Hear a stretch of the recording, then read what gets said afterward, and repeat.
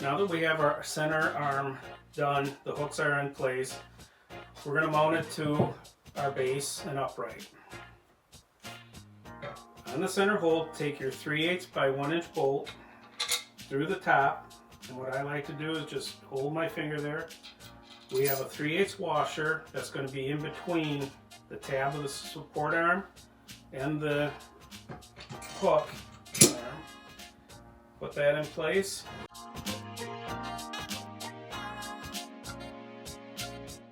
And with the black neon washer lock nut, tighten it up by your finger, and it's not going to go very far because that washer is purposely going to keep it snug, so as you're going down the driveway it can't vibrate out.